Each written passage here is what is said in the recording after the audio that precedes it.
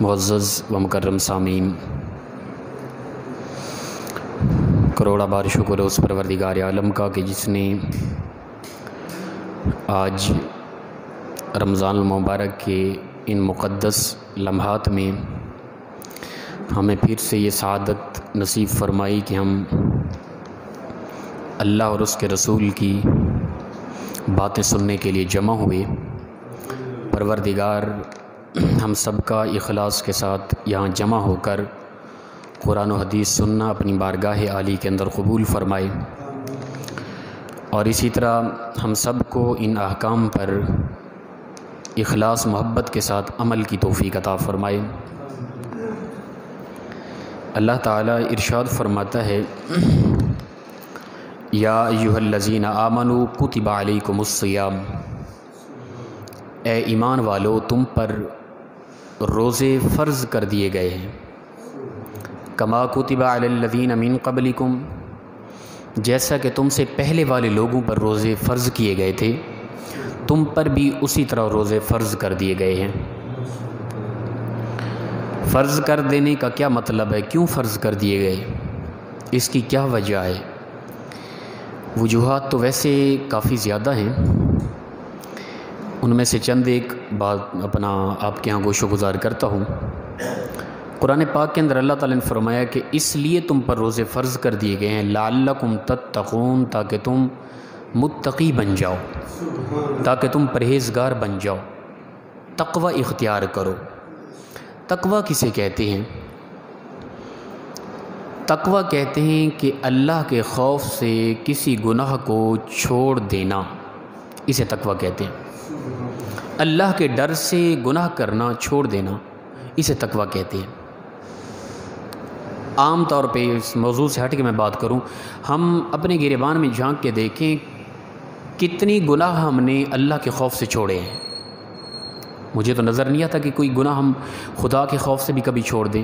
ہم آپس میں لوگوں کے ڈر کی وجہ سے، لوگوں سے حیا کرتے ہوئے گناہ چھوڑتے ہیں۔ کبھی بھی کہیں تنہا اکیلے میں جہاں کوئی بھی نہیں دیکھ رہا، کرپشن کرنے والا، سود خور، شراب پینے والا، بے ایمانی کرنے والا، لوٹ مار کرنے والا، ملاوٹ کرنے والا، کبھی بھی کسی کے سامنے یہ حرکت نہیں کرے گا، کوئی دیکھ رہا ہے۔ جب ظاہراً کوئی انسان نہیں دیکھ رہا تب وہ کر رہا ہے، حالانکہ تب بھی پروردگار دیکھ رہا ہے۔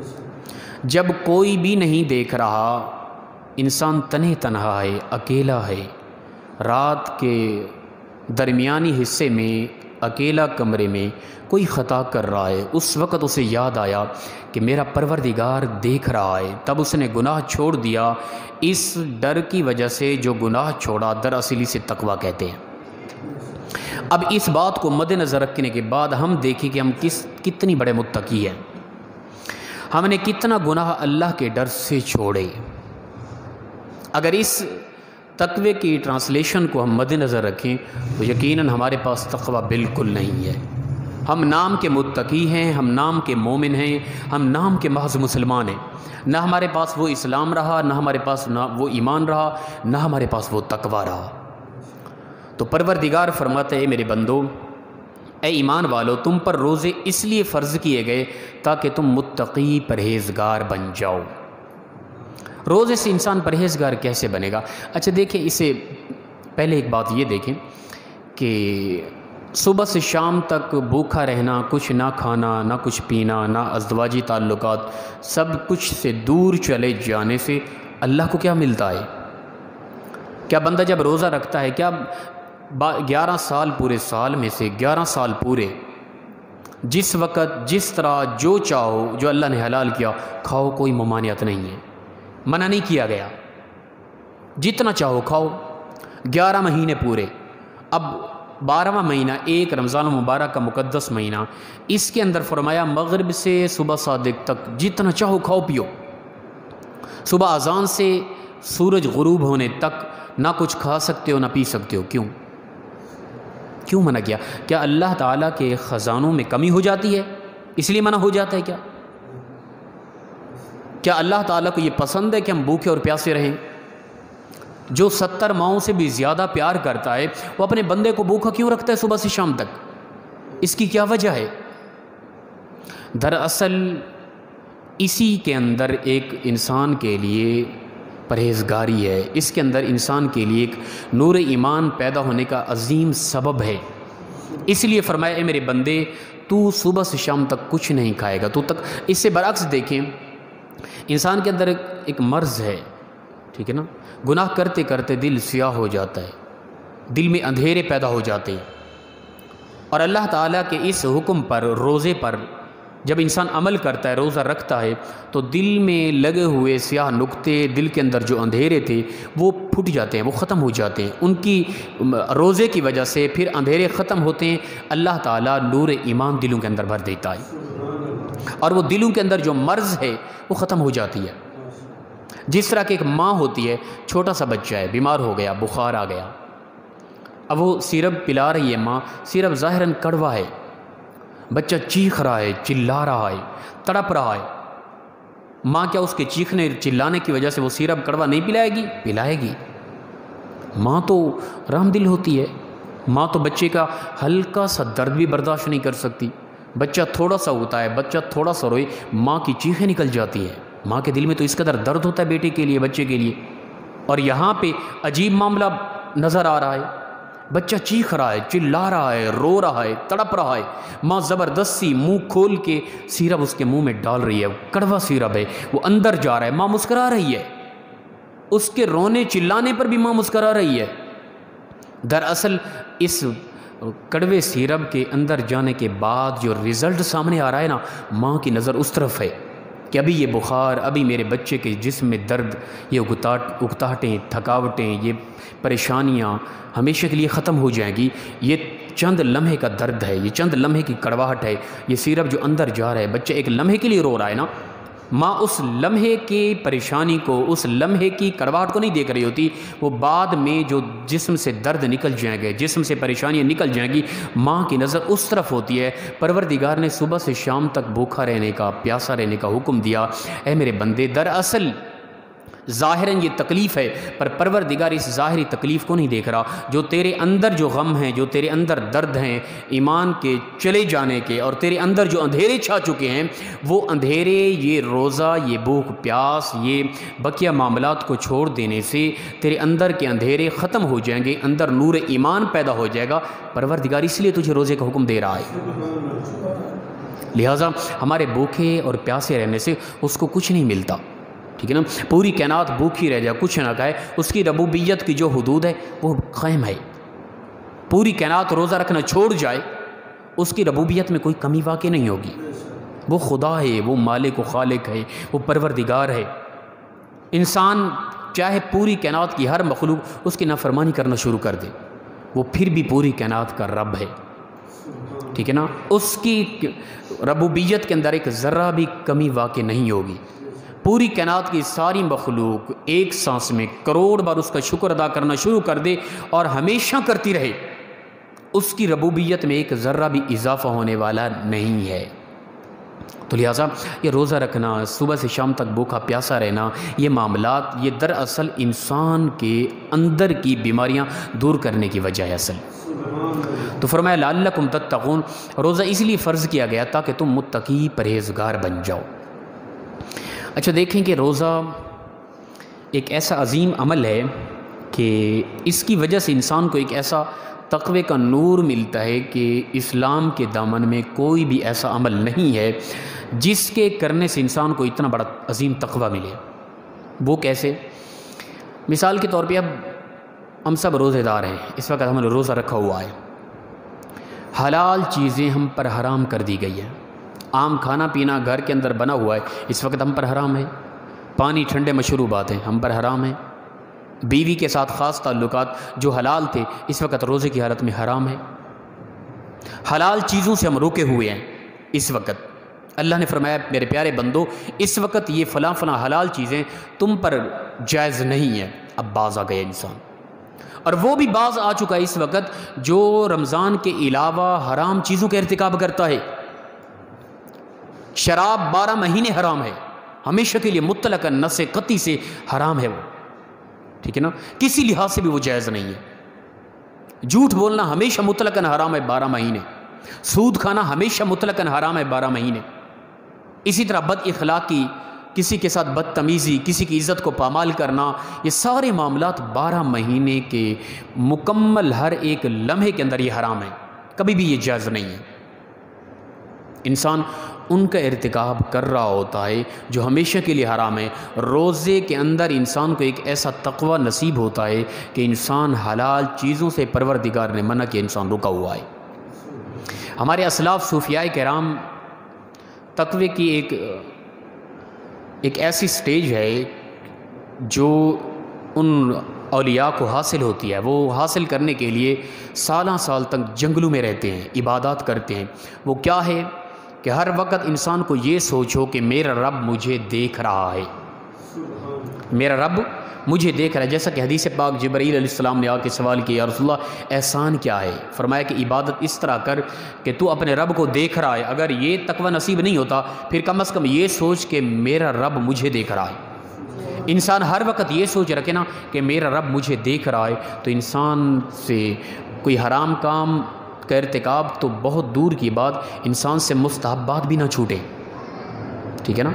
میرا رب مجھے دیکھ رہا ہے، جب انسان یہ سوچ رکھ کے اب زندگی گزارے گا، اس وقت وہ وقت کا ولی ہوگا۔ اولیاء جتنا بھی گزرے ان کا مین مشن یہی ہوتا کہ ہمیں یہ نور حاصل ہو جائے کہ ہر وقت ہر لمحہ ہمیں یہ سوچو کہ ہمارا رب ہمیں دیکھ رہا ہے، ٹھیک ہے نا۔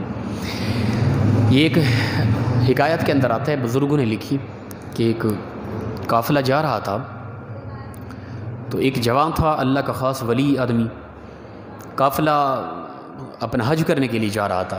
راستے میں رات کو کہیں سٹے کیا تو وہ جوان عبادت کے اندر لگ گیا، عبادت کر رہا تھا۔ رات کے آدھا حصہ گزر جانے کے بعد ایک خوبصورت نوجوان لڑکی آئی، ہار و سنگار کیا ہوا، اس نے اپنے آپ کو ان کے ہاں پیش کیا اس جوان کی طرف۔ اب اس جوان کے پاس اللہ کا عطا کردہ یہ نور تھا کہ میرا رب مجھے دیکھ رہا ہے، حالانکہ اسے علم تھا کہ اس وقت سارے سوئے ہوئے ہیں، ہر طرف سے کوئی نہیں جاگ رہا، جوانی کا عالم ہے، ٹھیک ہے نا۔ تو اس کے باوجود یہ سوچ تھی محض کہ میرا رب مجھے دیکھ رہا ہے۔ اب وہ رونے چلانے لگ گیا، توبہ استغفار کیا، پروردگار اگر اس خطا میں میں لگ گیا تو میرا کچھ نہیں بچے گا۔ اس عورت کو، اس لڑکی کو حیا آ گئی، وہ بھی چلی گئی۔ اب یہ چلے گئے حج کے لیے، خانہ کعبہ کا طواف کر رہا ہے، اور یہ جوان کہتا ہے کہ میں نے دیکھا میرے ہاں قریب کندھے کے ایک جوان ہے، اور اس کے حسن و جمال کا کیا کہنے، کمال کی خوبصورتی ہے، اور میرے ساتھ ساتھ وہ طواف کر رہا ہے۔ میں نے ایک بار دیکھا اس کی نظر میرے چہرے کی طرف ہے، میں نے سمجھا کہ میں نے بائی چانس دیکھا ہے، اس نے اچانک مجھے دیکھا ہوگا۔ پھر میں نے دیکھا کہ وہ ابھی میرے قریب ہے، میرے ساتھ ساتھ وہ طواف کر رہا ہے۔ اب میں نے دیکھا کہ اس کی نظر پھر بھی میرے چہرے کی طرف ہے۔ کافی وقت ہم طواف کرتے رہے اور وہ میرے ساتھ ہی ہے، اور اس کی نظر میرے چہرے سے ہٹ نہیں رہی۔ حتیٰ کہ میں پریشان ہو کے میں نے پوچھا، بھئی حضرت آپ کون ہیں؟ ماشاءاللہ آپ کا حسن جمال تو کمال کا ہے، آپ اتنا خوبصورت ہیں، جوان ہیں، آپ میری طرف دیکھ رہے ہیں، مجھے کچھ سمجھ نہیں آ رہی۔ اس نے جواب دیا کہ تجھے مبارک ہو، میں اللہ کا پیغمبر حضرت یوسف علیہ السلام ہوں، میں تجھے مبارک بات دینے کے لیے آیا ہوں کہ رات جو تو نے عمل کیا تھا نا، میں تو اللہ کا پیغمبر تھا، زلیخا نے مجھے اپنی طرف مائل کیا تھا، میرے پاس نبوت کا نور تھا، میں اس لیے اس سے بچ گیا تھا۔ تو عام آدمی تھا نا، جب رات تو یہ عمل کر رہا تھا، اللہ کے خوف میں تو رو رہا تھا، جوان ہو کے، خوبصورت ہو کے، لڑکی نے تجھے اپنے ہاں پیش کیا، تو نے اللہ کے خوف میں یہ سوچا کہ میرا رب مجھے دیکھ رہا ہے۔ اس وقت یقیناً تیرا رب بھی دیکھ رہا تھا، تمام فرشتے بھی دیکھ رہے تھے، تمام انبیاء بھی تیرے اس عظیم عمل کی طرف دیکھ رہے تھے۔ جب تو اس گناہ سے بچ گیا تو میں نے پروردگار سے عرض کیا، پروردگار مجھے اجازت دے، میں تیرا نبی ہو کے جا کے تیرے اس بندے کے چہرے کا دیدار کر کے آتا ہوں۔ تو جس بندے کے پاس یہ نور آ جاتا ہے کہ میرا رب مجھے دیکھ رہا ہے، وہ بندہ وقت کا ولی بن جاتا ہے۔ اور روزہ ایک ایسی عبادت ہے، اس کے اندر عام سادہ بندہ، بالکل ان پڑھ، بالکل سادہ آدمی بھی اسے یہ نور عطا کیا جاتا ہے۔ مثال کے طور پہ روزے دار آدمی ہے، وہ کوئی عالم نہیں ہے، وہ کوئی شیخ الحدیث نہیں ہے، وہ کوئی مفتی نہیں ہے، وہ کوئی مدرس نہیں ہے، وہ امام خطیب نہیں ہے، وہ کوئی عام پروفیسر ڈاکٹر انجینئر، بالکل نہیں، سادہ آدمی، بالکل ان پڑھ، انگوٹھا چاپ، ریڑھی چلاتا ہے، رکشہ چلاتا ہے، نام لکھنا نہیں آتا، اسے قرآن پاک پڑھا ہوا نہیں ہے، نماز نہیں آتی، اس نے محض روزہ رکھ لیا، روزہ رکھنے کے بعد اب دوپہر کا وقت ہے، گرمی کی شدت ہے، پیاس کی شدت ہے، بھوک کی شدت ہے، بند کمرے کے اندر تنہے تنہا ہے، ٹھنڈے پانی بھی موجود ہیں، کھانا بھی موجود ہے، میں پوچھتا ہوں کیا وہ کھانا پانی پیے گا کیا؟ نہیں، کیوں؟ اس لیے کہ میرا رب مجھے دیکھ رہا ہے۔ یہ نور، یہ تقوی کا نور کہ میرا رب مجھے دیکھ رہا ہے، یہ محض روزے کے اندر اس سادہ سے سادہ آدمی جو رمضان کے علاوہ کبھی نماز ہی نہیں پڑھتا، پروردگار اسے بھی یہ نور عطا کر دیتا ہے کہ میرا رب مجھے دیکھ رہا ہے، اور جسے یہ نور عطا کر دیا جاتا ہے ہمیشہ کے لیے، اسے وقت کا ولی کہتے ہیں۔ تو لہٰذا رمضان کے اندر روزے کی حالت میں ہم حلال چیزیں چھوڑ دیتے ہیں، غیر رمضان میں حرام چیزوں کا ارتکاب کر رہے ہوتے ہیں۔ تو پروردگار نے روزہ اس لیے فرض کیا کہ اے میرے بندے تو رمضان کے اندر حلال چیزیں، کھانا پینا، ٹھیک ہے نا، مختلف قسم کی ڈشز، مختلف قسم کی اشیاء کھانے والی وہ چھوڑ دے گا، بیوی سے خاص تعلقات وہ چھوڑ دے گا، تو رمضان کے اندر تو ایک جب تیرے اندر یہ چیز پیدا ہو جائے گی کہ حلال چیزیں میں رمضان شریف میں چھوڑتا رہا، غیر رمضان میں حرام چیز چھوڑنا تیرے لیے آسان ہو جائے گا۔ اب ایک بندہ پورا رمضان شریف کے اندر روزے کی حالت میں اپنی بیوی جو غیر رمضان میں بغیر روزے کے حلال ہے اس کے قریب کبھی نہیں گیا، اور یہ سوچتا رہا کہ میرے رب نے مجھے منع کیا بیوی کے قریب روزے کی حالت میں نہیں جانا، تو جس کے اندر یہ چیز راسخ ہو گئی، کیا وہ غیر رمضان میں غیر روزے میں غیر محرم کی طرف نظر اٹھا کے دیکھے گا کیا؟ جو اپنی بیوی کی طرف متوجہ نہیں ہو رہا روزے کی حالت میں۔ تو لہٰذا یہ ایک انسان کو تربیت دی جا رہی ہے، انسان کو حلال چیزوں سے روک کر انسان کے مزاج میں یہ چیز بٹھائی جا رہی ہے، میرے بندے تو رمضان کے اندر حلال چیزوں سے رک کر اپنے رب کے کہنے پر غیر رمضان میں حرام چیزوں سے بھی باز آ جا۔ لہٰذا ہمیں شیطان آ کے پھر دوبارہ ہمیں خراب کر دیتا ہے، ہمیں یہ سوچ نہیں آتی بھئی ہم رمضان کے اندر حلال کھانے سے رکے رہے، غیر رمضان میں شراب پی رہے ہیں، ہم رمضان کے اندر روزے کی وجہ سے اللہ کے کہنے پر ہم حلال چیز کھانے سے رکے رہے، غیر رمضان میں ہم سود کھا رہے ہیں، غیر رمضان میں ہم ملاوٹ کر رہے ہیں، غیر رمضان کے اندر ہم کرپشن کر رہے ہیں، غیر رمضان کے اندر ہم ڈاکہ زنی کر رہے ہیں۔ یہ چیزیں انسان کو سوچنی چاہیے۔ رمضان کے اندر روزے کی حالت میں بیوی کے قریب نہیں جا رہا، کیوں؟ اس لیے اللہ نے منع کیا، حالانکہ بیوی حلال تھی، بغیر روزہ میں بیوی حلال ہی ہے، اور غیر رمضان کے اندر غیر محرم کی طرف نظر کر رہا ہوں، نہیں یار۔ رمضان شریف کے اندر روزہ انسان کے اندر یہ چیز ذرا سے کرتا ہے، یہ ایک تربیت دیتا ہے، اے بندے رمضان کے اندر تو حلال چیزیں چھوڑتا رہا، بیوی سے تعلق تو نے ختم کر دیا تھا، غیر رمضان میں آ کر حرام چیزیں بھی چھوڑ دے، غیر محرم کی طرف نظر کرنا بھی چھوڑ دے۔ اصل مقصد یہ فرمایا لعلکم تتقون، اس لیے روزے تم پر فرض کیے گئے تاکہ تم پرہیزگار بن جاؤ، متقی بن جاؤ۔ روزے کی حالت میں حلال چھوڑ دیا، غیر روزے میں تمہارے اندر ایسا تقوی پیدا ہونا چاہیے کہ غیر روزے کے اندر تم حرام چیزوں سے بھی باز آ جاؤ، اسی لیے روزہ تم پر فرض کر دیا گیا تاکہ تم متقی اور پرہیزگار بن جاؤ۔ اس کے علاوہ روزے کی حکمتوں میں سے ایک حکمت یہ ہے، پروردگار کھانے پینے سے پاک ہے، وہ نہ کھاتا ہے نہ پیتا ہے، اور انسان اللہ کی قدرتوں کا سب سے بڑا مظہر ہے۔ اللہ تعالیٰ کی قدرت کا جب سب سے بڑا اظہار ہوتا ہے نا، وہ انسان کے ذریعے ہوتا ہے، انسان اشرف المخلوقات ہے۔ پروردگار کھانے پینے سے بالکل پاک ہے۔ اللہ تعالیٰ نے سال میں 1 مہینے کے اندر صبح سے شام تک انسان کو روک دیا ہے، میرے بندے تو میرا شاہکار ہے، تو میرا نائب اور خلیفہ ہے، تو نے اب میرے والا کچھ عمل کرنا ہے، صبح سے شام تک تو نے کچھ نہیں کھانا، اس لیے کہ تو میرا خلیفہ ہے، تو میرا نائب ہے، تو میرا شاہکار ہے، تو اشرف المخلوقات ہے، میں کچھ بھی نہیں کھاتا، کھانے پینے سے پاک ہوں، تو بھی صبح سے شام تک کچھ نہ کھا کر تیرے اندر رب کی صفت پیدا ہو جائے گی، اور تیرے اندر سے تیرے رب کی قدرت کا نظارہ ہوگا۔ روزے کا ایک مقصد یہ بھی ہے، اس وقت ہمارے اندر اللہ کی صفت ہے، ہم اللہ کے اوصاف میں سے ایک صفت کے ساتھ متصف ہے۔ اس وقت رب تعالیٰ کھانے سے پاک، ہم بھی کھانے سے باز آئے ہوئے ہیں اس وقت. تو لہٰذا پروردگار نے روزہ اس لیے فرض کیا تاکہ میرے اور بندے کے اندر ایک خاص نسبت پیدا ہو جائے. میں کھانے سے پاک ہوں, میرا بندہ بھی کھانے سے باز آ جاتا ہے. میری صفت ہے کہ میں کھانے پینے سے پاک ہوں, نہیں کھاتا پیتا. میرا بندہ میرا خلیفہ ہے تو میرے خلیفے کے اندر بھی یہ وصف ہو کہ وہ بھی کبھی کچھ لمحے کے لیے کھانے پینے سے باز آ جائے اور کھانے پینے سے پاک ہو جائے. یہ روزے کی حکمتوں میں سے ایک خاص حکمت ہے, یاد رکھیں. رمضان شریف روزے اس لیے بھی فرض کیے گئے, اس کی بنیادی ایک وجہ مختصر کرتے ہیں بات. حضرت آدم علیہ السلام کی اولاد میں سے تیسرے بادشاہ ملک تیمور الثالث نامی شخص گزرے ہیں, بادشاہ گزرے ہیں. ان کی حکومت کے اندر قحط سالی پیدا ہو گئی تھی, سبزے اگنا ختم ہو گئے تھے, لوگ بھوک اور پیاس کی وجہ سے مرنے لگے. اور جو صاحب استطاعت امیر لوگ تھے نا, شہر کے لوگ, ان لوگوں نے یہ کیا کہ ایک دن کا کھانا خود کھایا, اپنے پاس رکھا, ایک دن کا کھانا قحط زدہ علاقوں کی طرف منتقل کیا. جن علاقوں کے اندر قحط تھی, لوگ پریشان تھے, بھوکے تھے, ایک دن خود بھوکے رہے, ایک دن کا کھانا جس دن خود بھوکے رہے ان کی طرف بھیج دیا, ایک دن خود کھایا.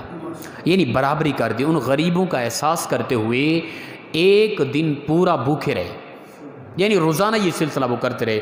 پروردگار کو ان کا یہ عمل ایسا پسند آیا کہ میرے بندے جو قحط میں مبتلا تھے ان کی بھوک پیاس کو ختم کرنے کے لیے ان لوگوں نے بھوک کو برداشت کیا. ان کے پاس تھا بھی پھر بھی نہ کھایا, ان کی طرف بھیج دیا. نہ بھیجتے یہ خود بھوکے نہ رہتے. تو پروردگار کا ان کا یہ خیرات کرنا, ان کی یہ معاونت کرنا اللہ کو اس قدر پسند آیا, پروردگار نے تا قیامت آنے والے لوگوں کے اندر سال میں 1 مہینے کے روزے فرض عین کر دیے تاکہ ان لوگوں کا یہ طریقہ زندہ رہے. ان کا طریقہ اس قدر پسند آیا اللہ تعالیٰ کو.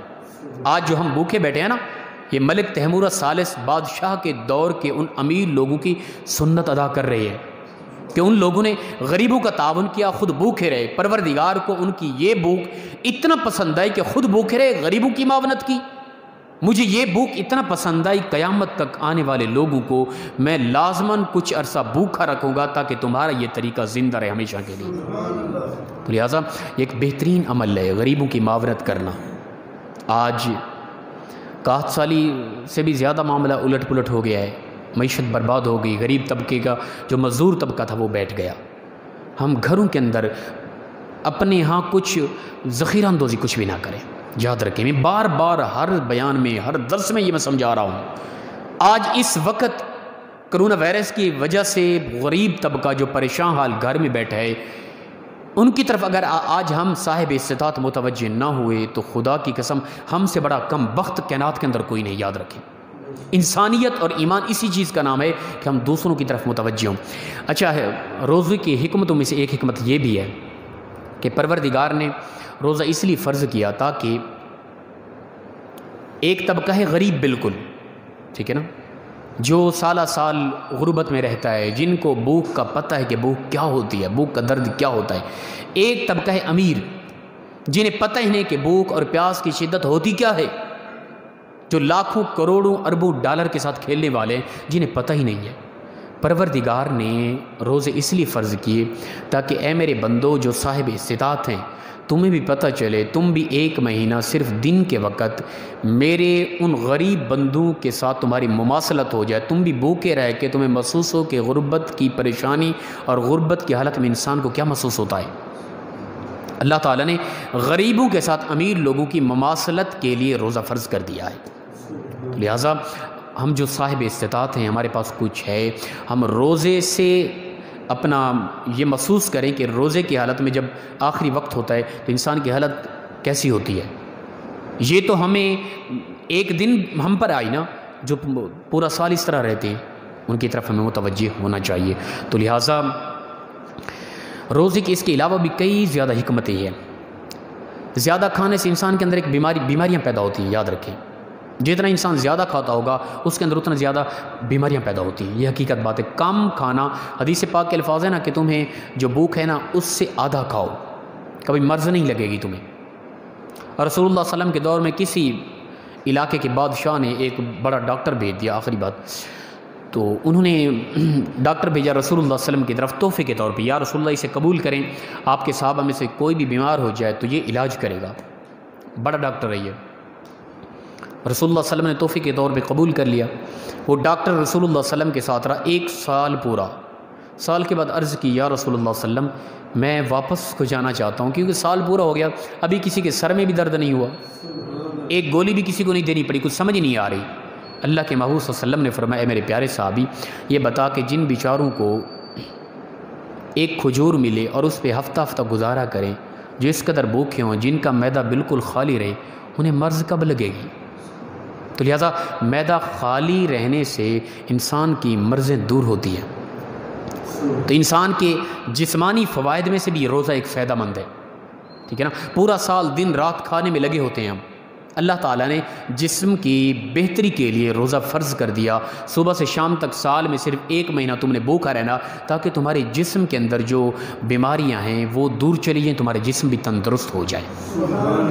ہر لحاظ سے روزہ فائدہ مند ہے۔ اس کی کئی حکمتیں میں نے خاص کی ہوئی تھی، بلکہ باقی وقت اتنا نہیں ہوتا کہ ہم اس کو مکمل طور پہ ہم بیان کر سکیں، تو لہٰذا کوشش کرنی ہم نے روزہ نہیں چھوڑنا، اور خاص طور پہ روزے کی جو حکمتیں ہیں ان کو مد نظر رکھنا ہے۔ روزہ تو ہم رکھیں، صبح سے شام تک کھانے پینے سے باز رہیں، جھوٹ بولتے رہیں، کھانے پینے سے باز رہیں، ہم کسی کی عزتوں کو تکتے رہیں، کھانے پینے سے باز رہیں، ہمارا سودی کاروبار چل رہا ہو، کھانے پینے سے باز رہیں، ہماری بد اخلاقی زبان سے کڑواہٹ ہو، عجب تماشا ہے۔ کھانے پینے سے تو ہم باز رہیں، ٹھیک ہے نا، ہمارے عجیب طرح کے پروگرام، ہماری آنکھوں کے اندر حیا کا نور نہ ہو۔ یہ کیسا روزہ؟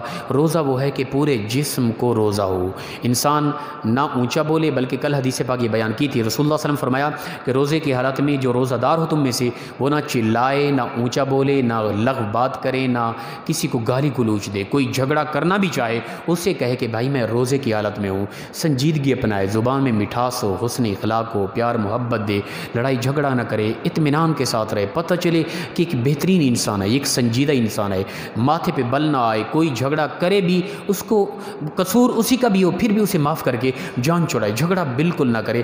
جسم کے ہر عضو کو روزہ ہو، دراصل اسے روزہ کہتے ہیں۔ ہم محض پیٹ کو روزہ رکھ دیتے ہیں، بس ہم کہتے ہیں کہ ہمارے پیٹ کو صرف روزہ ہے، کھانے پینے سے باز رہنا ہے بس۔ زبان کو کنٹرول نہیں کیا ہم نے، آنکھوں کو کنٹرول نہیں کیا کیا دیکھ رہے ہیں، کانوں کو کنٹرول نہیں کیا کیا کچھ سن رہے ہیں، میوزک بھی چل رہا ہے، لغویات بھی بکی جا رہے ہیں روزے کی حالت میں، عجیب طرح ہماری نظریں بھی ہر طرف سے گھوم رہی ہیں۔ یہ عجیب بات ہے۔ روزہ ہمارے دماغ کو بھی روزہ ہو، دل کو بھی روزہ ہو، غلط سوچیں بھی نہ، غلط بولیں بھی نہ، غلط دیکھیں بھی نہ، ہمارے ہر لحاظ سے پورے جسم کے ہر عضو کو چلیں سیدھے راستے پہ، ہاتھ کے ذریعے کچھ عمل کریں، اچھا عمل ہو، زبان کے ذریعے بولیں تو وہ اللہ اور اس کے رسول کی ذات رضا کے لیے ہو، محض ہماری گفتگو۔ جب ہم ان تمام معاملات کو مد نظر رکھیں گے، ہماری ہر جسم کے ہر عضو کو روزہ ہوگا، تو در حقیقت اسے روزہ کہتے ہیں، اور روزے کا بنیادی مقصد متقی پرہیزگار ہونا ہے، اور اسے پرہیزگاری کہا جاتا ہے۔ اللہ تعالیٰ سے دعا ہے پروردگار ہم سب کو مخلصانہ انداز میں عمل کی توفیق عطا فرمائے۔ وآخر دعوانا الحمدللہ رب العالمین۔ اللہ